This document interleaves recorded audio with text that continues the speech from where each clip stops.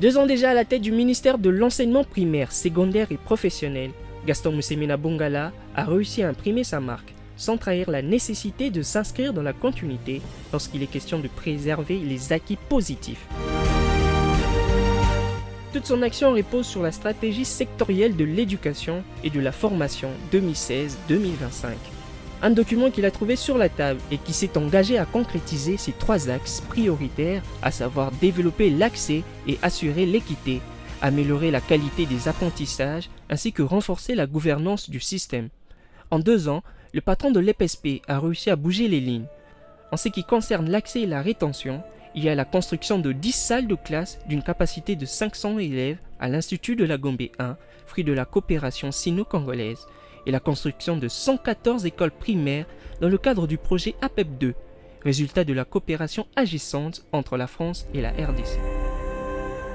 L'inauguration de l'EP8 Njili en est la parfaite illustration de ce partenariat. Toujours dans le même cadre, l'inauguration par le Premier ministre de l'ex-Athénée royal de Kolwezi, modernisé et rebaptisé Complexe scolaire Ewabora. Cérémonie haute en couleurs organisée en présence du ministre de l'EPSP, Gaston Moussémina Bongala, et des autorités de la province du Lualaba. L'organisation de la campagne nationale de ratissage dénommée Back to School en collaboration avec l'UNICEF, qui a permis l'inscription de 51 352 enfants de plus de 8 ans et la distribution de 167 367 kits scolaires dans les provinces du Haut-Katanga, Lualaba, Kasaï central, Kasaï oriental, Nord et Sud Kivu. Sur le plan de la qualité, de nombreuses actions sont à mettre à l'actif du patron de l'EPSP. Il y a entre autres la généralisation de nouveaux programmes du domaine d'apprentissage des sciences pour le cycle terminal de l'éducation de base correspondant aux 2 années du secondaire général. Cette généralisation de nouveaux programmes concerne pour l'année scolaire 2018-2019 la 7e année du cycle terminal de l'éducation de base, c'est-à-dire la première secondaire. Une réforme prévue dans la loi cadre de l'enseignement national et élaborée dans le cadre du projet Éducation pour la qualité et la pertinence des enseignements au niveau secondaire et universitaire, PECPESU, financé par la Banque mondiale. L'amélioration de la qualité, c'est aussi cette vaste campagne de distribution de 18 000 kits scientifiques pour les écoles secondaires qui organisent des options scientifiques dans toutes les provinces de la République. En plus de kits scientifiques acquis par le PECPESU, le ministère de l'EPSP a distribué aussi des matériels didactiques acquis par le gouvernement de la République aux écoles primaires et secondaires des secteurs publics et privés. L'amélioration de la qualité de l'éducation passe aussi par l'utilisation des langues nationales dans l'enseignement primaire.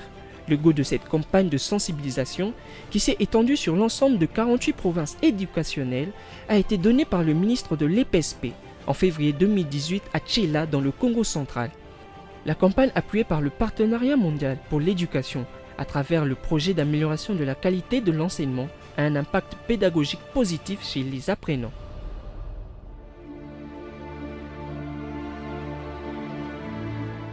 Dans le cadre de l'enseignement technique et professionnel, les experts du ministère de l'EPSP, appuyés par le PECPESU, sont parvenus à moderniser les curricula des secteurs mines et industries extractives ainsi que des programmes du secteur agricole, en plus de la signature de la convention du partenariat entre le ministère en charge de l'éducation et les associations patronales.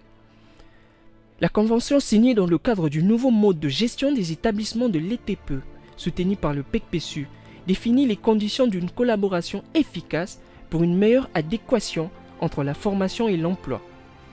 L'enseignement technique et professionnel, c'est aussi l'élaboration de 18 plans de développement des établissements marqués par la signature du plan de développement de l'ITA Mombele entre le ministre de l'EPSP et le préfet de l'Institut technique agricole de Mombele. Objectif, contribuer à l'amélioration de l'accès et de la pertinence des apprentissages. Sur le plan de la gouvernance, il y a le passage de 30 à 40 provinces éducationnelles dans le cadre de la politique de décentralisation qui vise la gestion de proximité. Ces nouvelles provinces supposent de nouveaux défis en termes de gestion.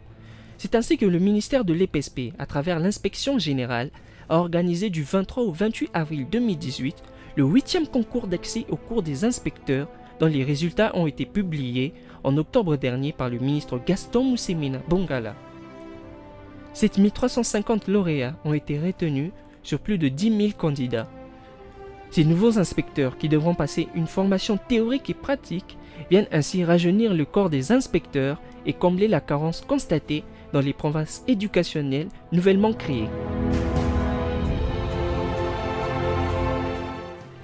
Cette cérémonie a été aussi l'occasion pour le patron de l'EPSP de remettre symboliquement le diplôme d'État édition 2018 déjà imprimé, alors que ceux des éditions 2012, 2013, 2017 sont déjà disponibles au niveau des inspections provinciales.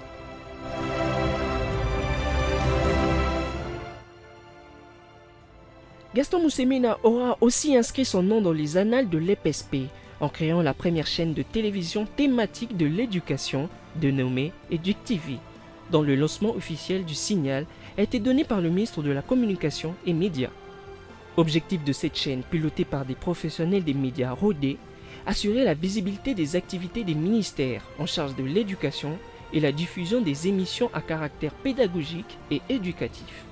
Au niveau international, le ministre de l'EPSP a participé à plusieurs forums sur l'éducation, dont la 3e édition de la conférence internationale sur le financement du partenariat mondial pour l'éducation. Des assises tenues à Dakar qui ont permis à récolter plus de 2 milliards 300 millions de dollars. La conférence de Dakar était une occasion pour le patron de l'EPSP de confirmer l'engagement du gouvernement congolais à augmenter la part du budget consacré à l'éducation.